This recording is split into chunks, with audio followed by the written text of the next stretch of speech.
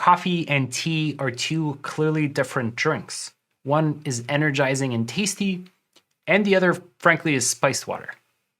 However, since I use the same mug for both, it's tough for me to say what I'm about to take a gulp of. How does that relate to Airtable's primary field? Let me show you. Welcome to Tooltips, where every week we discover new and surprising ways to use Airtable. Today, I'm going to show you how to build a strong primary field so it's always clear to you and your collaborators what's in different records. The primary field is the first field in any table. What's special about this field is that it cannot be hidden in any view, and that's because it explains what's in the record. Think of it like your record's title.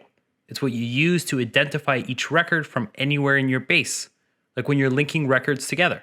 It's important that your primary field be both informative and unique so that it's clear what's in each record, not like my two identical mugs. First, we'll talk about what field types you can use for the primary field and share some best practices in picking the right one. Then we'll cover how to use formulas to ensure you've always got a unique and informative primary field.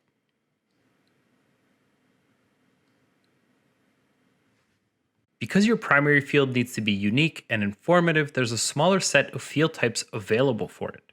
You'll notice that you can't use a single select, attachment field, or other fields where it would be impossible to select a different value for each record.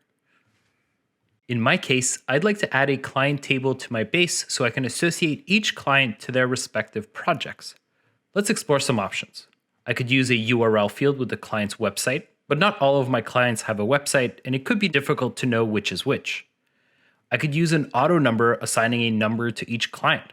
However, it's not very informative and could get confusing once I have a long list of clients.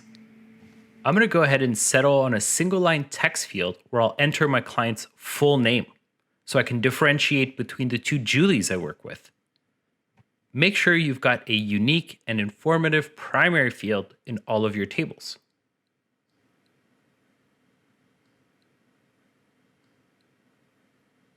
Often, you'll start with the field type that you thought worked well, but you run into a situation where it stops being unique or isn't informative enough.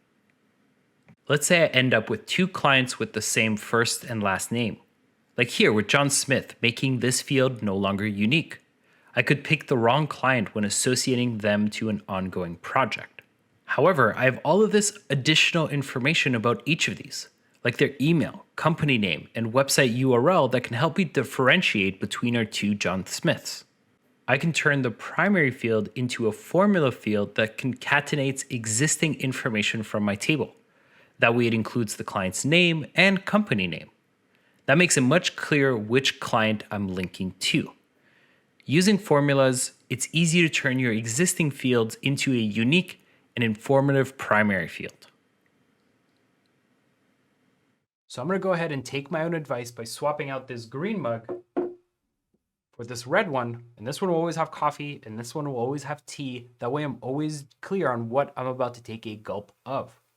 If you've got a fancy primary field, let us know in the comments and we'll send a unique gift your way.